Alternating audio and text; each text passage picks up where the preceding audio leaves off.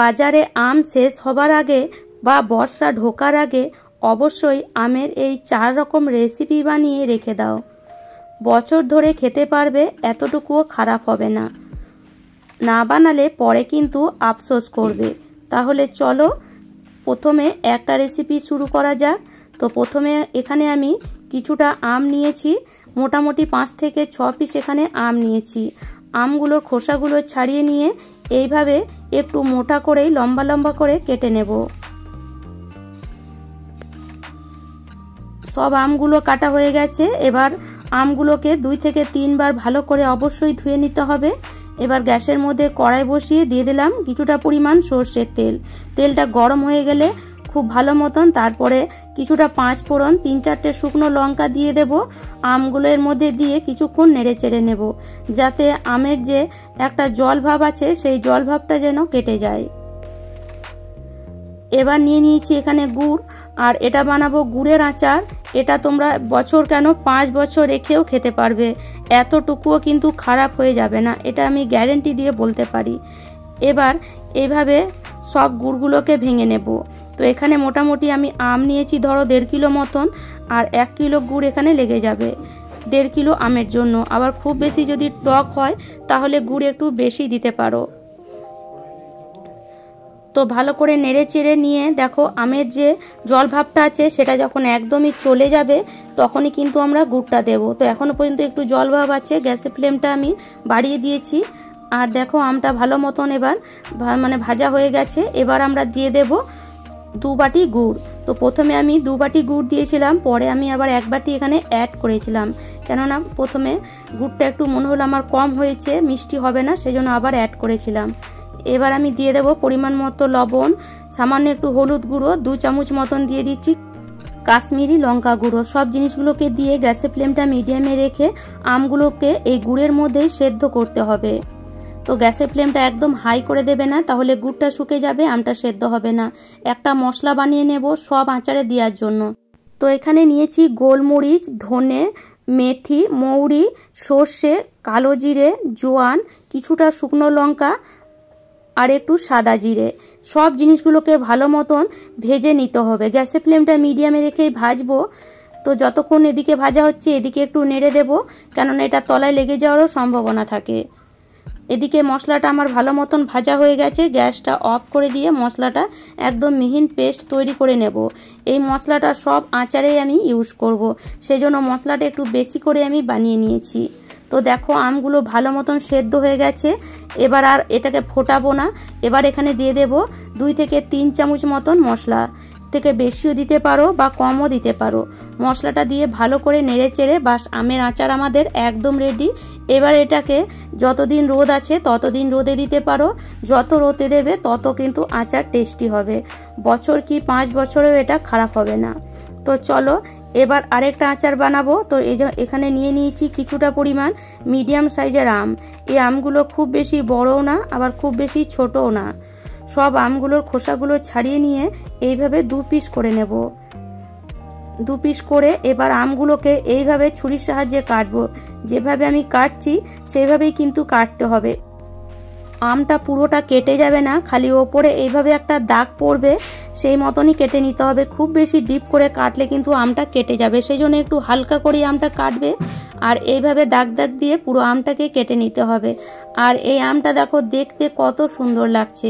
তো এইভাবে সব আমগুলোকে আমরা কেটে নেব। আর এই আমটা যাকে খাওয়াবে সে তোমার কাছে রেসিপি জানতে চাইবেই চাইবে। খেতে যতটা টেস্টি, দেখতেও কিন্তু ততটাই সুন্দর।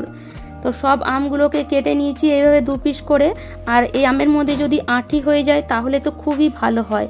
এই আমের মধ্যে আমার সবটা আঁটি হয়নি, কিছুটা হয়েছিল। এবার আমটাকে ভালো করে ধুয়ে তারপরে জল থেকে ছেঁকে নিয়ে একটা বড় জায়গার মধ্যে 2 কাপ পরিমাণে চিনি দিয়ে আধ ঘন্টা রেখে দিয়েছিলাম। সময় থাকলে 1 থেকে 1.5 ঘন্টাও রেখে দিতে পারো। এবার গ্যাসের মধ্যে বসিয়ে গ্যাসের ফ্লেমটা একদম লোতে রেখে কিছুক্ষণ ঢাকা দিয়ে তার উপরে দিয়ে দেব পরিমাণ মতো লবণ, সামান্য একটু হলুদ গুঁড়ো আর কাশ্মীরি লঙ্কা গুঁড়ো, আর যে মশলাটা বানিয়েছিলাম সেই মশলাটা।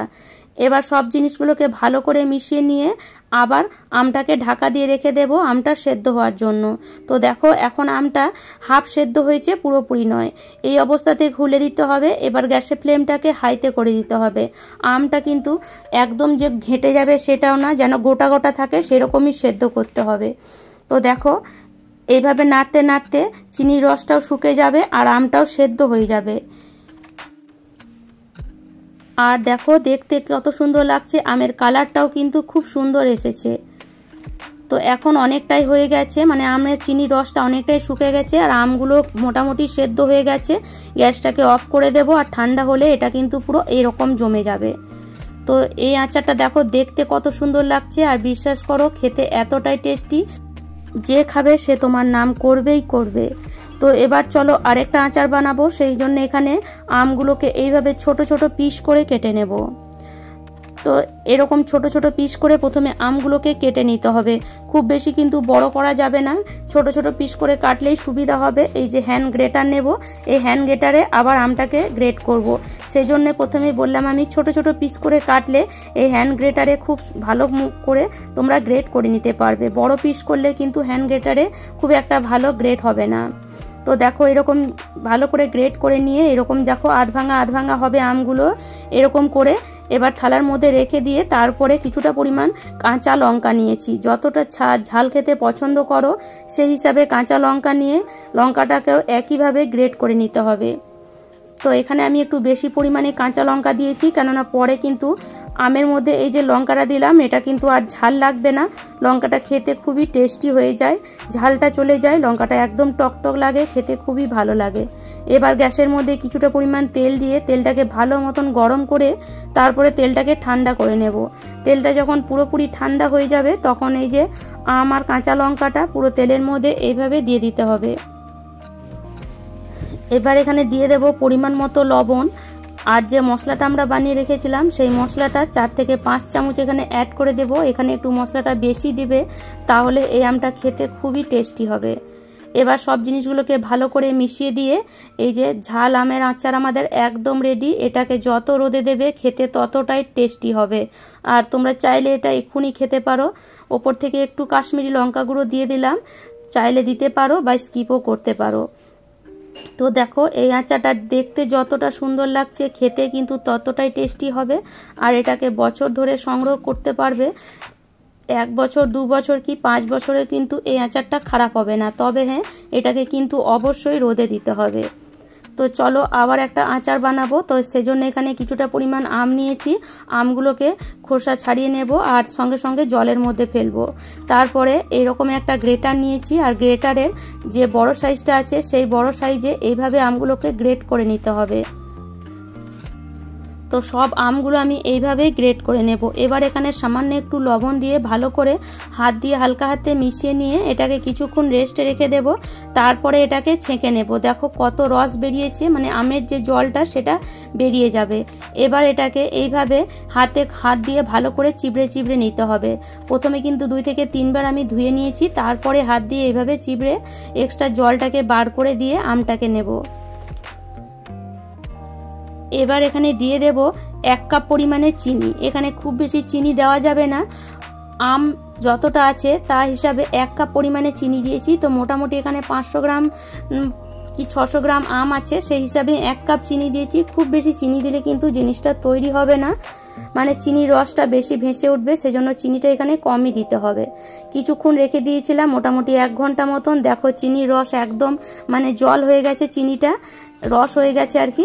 এবার এটাকে ফ্রাই প্যানে বসিয়ে দিয়ে তার উপরে যে মশলাটা বানিয়েছিলাম সেই মশলাটা এখানে 1 চামচ মতন দিয়ে দিলাম। সামান্য একটু হলুদ গুঁড়ো আর কাশ্মীরি লঙ্কা গুঁড়ো সামান্য একটু দিলাম, আর সামান্য একটু লবণ দিয়েছি। ভালো করে নেড়ে চেড়ে কিছুক্ষণ ঢাকা দিয়ে দেব 5 থেকে 7 মিনিট। খুব বেশি ঢাকা দিয়ে সেদ্ধ করার দরকার নেই, 5 থেকে 7 মিনিট ঢাকা দিলে এটা সেদ্ধ হয়ে যায়। এবার গ্যাসের ফ্লেমটাকে মিডিয়ামে রেখে এইভাবে নেড়ে যেতে হবে, আর নাড়তে নাড়তে দেখবে আমটা এক জায়গায় এইভাবে লেগে আসবে, মানে এক জায়গায় আমটা জড়ো হয়ে আসবে। দেখতে পাচ্ছ দেখো এইভাবে যখন জড়ো হয়ে যাবে আমটা, চিনিটা একদম যখন শুকিয়ে যাবে তখন এটাকে আমরা একটা থালার মধ্যে নিয়ে নেব। আর আমটা যখন পুরোপুরি ঠান্ডা হয়ে যাবে, হাতে আমাদের একদমই গরম লাগবে না, তখন খুব সুন্দরভাবে আমরা এই আমের লাড্ডু বানাবো। দেখতেই পাচ্ছ, দেখো কত সুন্দর এই আমের লাড্ডু বানানো যাচ্ছে। তো খুব সহজেই তোমরা আমের লাড্ডু বানিয়ে নিতে পারো, তাও আবার কাঁচা আমের। পাকা আমের লাড্ডু তো আমরা অনেকবার বানিয়েছি, কিন্তু কাঁচা আমের লাড্ডু একবার বানিয়ে দেখো। খেতে টক মিষ্টি ঝাল আর এতটাই টেস্টি যে যেই খাবে সেই কিন্তু অবাক হয়ে যাবে। তো চলো বন্ধুরা, আশা করি আজকের রেসিপিটি তোমাদের ভালো লেগেছে। আর আমার রেসিপি ভালো লাগলে অবশ্যই লাইক, শেয়ার অ্যান্ড সাবস্ক্রাইব করে নিও।